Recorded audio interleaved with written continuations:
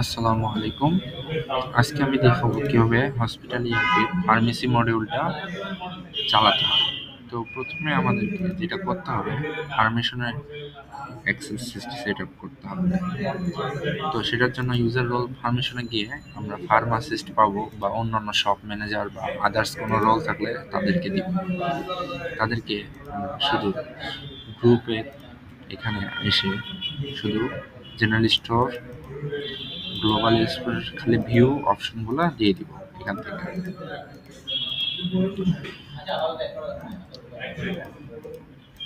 একজন ফার্মাসিস্টের কি কি পারমিশন থাকতে পারে: জেনারেল আইটেমস, প্রেসক্রিপশন শুধু ভিউ করতে পারবে, আর ফার্মেসি মডেলের সব করতে পারবে। বিগ শপও আমি দিয়ে দিলাম একজন ফার্মাসিস্টের জন্য। তো আমি যদি এখন আপডেট করে দিই তাহলে আমার ফার্মাসিস্ট রোলটা ক্রিয়েট হয়ে যাবে। এখন আমি কোনো ইউজারকে চাইলে এই রোলটা দিয়ে দিতে পারি। সে যদি ফার্মাসিস্ট হয় বা রিসেপশনিস্ট হয়, আমি তাকে এখানে এসে সুন্দর করে এখান থেকে ফার্মাসিস্ট রোলটা দিয়ে আমি তাকে সেভ করে দেব, আপডেট করে দেব। তো ফার্মেসি চালানোর জন্য ফার্স্ট অফ অল আমাকে যেটা করতে হবে, ফার্মেসি মডেলটাতে যেতে হবে, গিয়ে সেখানে এসে আমাদের ইনভেন্টরিতে আসতে হবে। ইনভেন্টরিতে এসে আমাদেরকে ব্যাচ ক্রিয়েট করতে হবে। ব্যাচ, তারপরে ক্যাটাগরিজ, কী কী ক্যাটাগরি হয়, ট্যাবলেট, ক্যাপসুল, ডিসপার্ট ট্যাবলেট, মেডিসিন টাইপ, এগুলো বার করতে হবে। তারপর সাপ্লায়ার অ্যাড করতে হবে, কারণ ওষুধের সাপ্লায়ার থাকে, এবং জেনেরিকগুলো অ্যাড করে নিতে হবে এখান থেকে।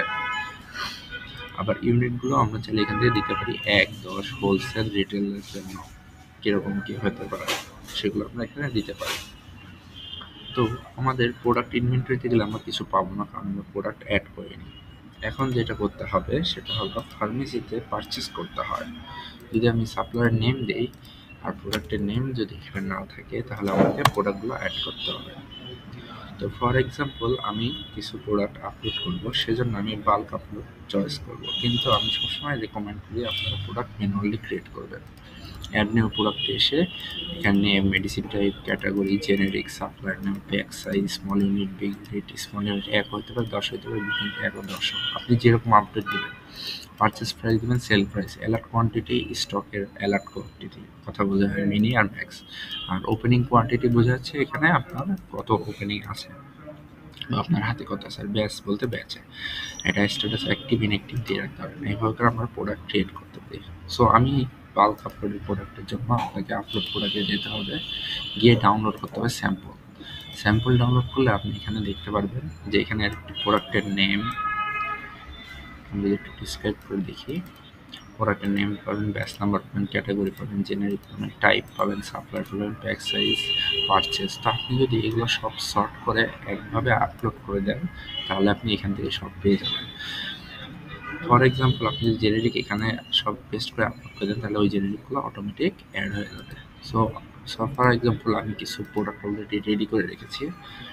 আমি যদি দেখাই আপনাকে, যেমন হাতদিন ফার্মাসিউটিক্যাল, এখানে আমি এটা চাপ দিলাম, এখানে ইম্পোর্ট, এটা আপলোড হয়ে গেছে। আমি যদি আপলোড লিস্টে আসি, তাহলে আপনি দেখতে পারবেন আমি হাতদিনের সমস্ত প্রোডাক্ট পেয়ে যাচ্ছি, প্যাক সাইজ ওয়াইজ, এত পারচেস প্রাইস, রিটেল প্রাইস। পরবর্তীতে আপনারা এগুলো এক দিয়ে পরে একটা একটা করে ম্যানুয়ালি চেঞ্জ করে নিতে পারেন, বা আপনাদের কাছে সর্টেড ডাটা থাকলে সেগুলো দিয়ে দিতে পারবেন। তারপর আমাদের যেটা করতে হবে, এই রোগুলো চেক দেওয়ার পরে আমরা অ্যাড ফার্স্ট 52 যদি চাপ দিই, তাহলে এগুলো আপনাদের ইনভেন্টরিতে চলে যাবে।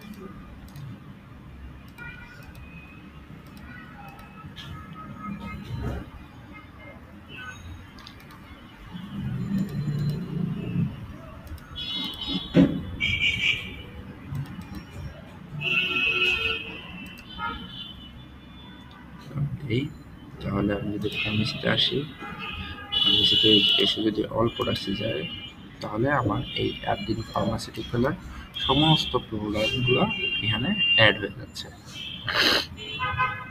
আমি যদি পারচেসে যাই, পারচেসে এই যে যদি নিউ পারচেস ক্রিয়েট করি, সাপ্লায়ার নাম যদি দিই একদিন ফার্মাসিউটিক্যাল, তাহলে আমি তার প্রোডাক্টগুলো পেয়ে যাচ্ছি। এখানে আমি ব্যাচ নাম্বার দিয়ে ইউনিট টিপে দেবো, sell price, pack size, quantity, expiry date, vat date দিয়ে আমরা সাপ্লায়ারকে পেমেন্ট করে দিল। আমাদের পেমেন্ট মেথড থেকে টোটাল পেড করে সাপ্লায়ারকে পে করে দিলে আমাদের ক্যাশ থেকে চলে যাবে। আর যদি আমি সাপ্লায়ার ওয়াইজ পারচেজ দিই, তাহলে সাপ্লায়ার যদি আমি দিই, তাহলে দেখবেন ওই সাপ্লায়ারের সমস্ত প্রোডাক্ট এসে যাবে। আমি চাইলে ওই ওয়াইজ প্রোডাক্টগুলো কমায় নিতে পারি, বাড়ায় নিতে পারি।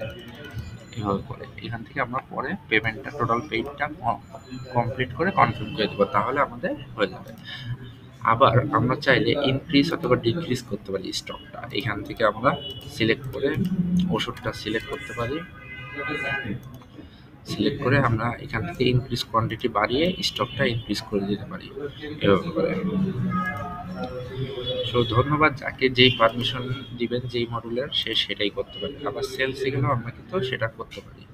ফর এক্সাম্পল আমরা যদি নিউ সেলে যাই, তাহলে আপনারা যদি বেস্ট প্রোডাক্টের নেম দেন এখানে, তাহলে অটোমেটিক চলে আসবে যে এটা স্টকে দেয়। স্টকে আসলে স্টক আমরা কীভাবে করতে পারি, 1 নম্বর হলো আমরা ইনভেন্টরি থেকে ইনক্রিজ করতে পারি, 2 নম্বরটা হলো আমরা পারচেস করতে পারি। এভাবে রিকোজিশন হলো আপনার কোম্পানির কাছে আপনি একটা আইটেমের জন্য রিকোজিশন দিবেন যে এটা আমার এতগুলো দরকার।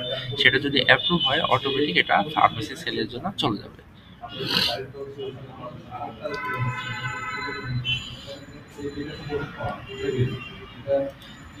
আবার ইস্যু টু শপ, এখানে যদি আপনি দেন তাহলে ডাইরেক্টলি শপে ইস্যু করে দিতে পারবেন। কি কি আইটেম আছে না আছে এগুলো সব আপনি দিয়ে দিতে পারবেন। এটা ইস্যু হয়ে গেলে অ্যাপ্রুভ হয়ে যাবে।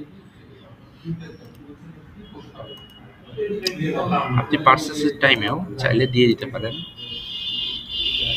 এটা কি অটো স্টক টু শপ। এটা যদি না দেন তাহলে আপনাকে রিকোজিশন করে অ্যাপ্রুভ করে, রিকোজিশন করলে রিকোজিশনটা ইস্যুর এখানে এসে অ্যাপ্রুভ করতে হবে। অ্যাপ্রুভ করলে দেন হলো আপনি এটা শপে যাবে। আর যদি আপনি ডাইরেক্ট এখানে শপ দিয়ে দেন পারচেজের সময়, তাহলে এটা অটোমেটিক শপের জন্য চলে যাবে এই প্রোডাক্টগুলো।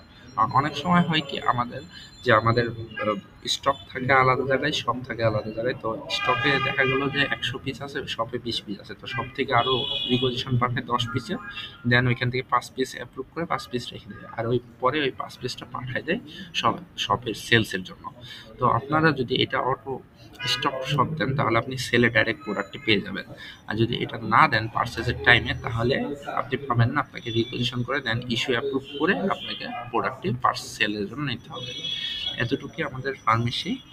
আশা করি আপনারা বুঝতে পেরেছেন। ধন্যবাদ।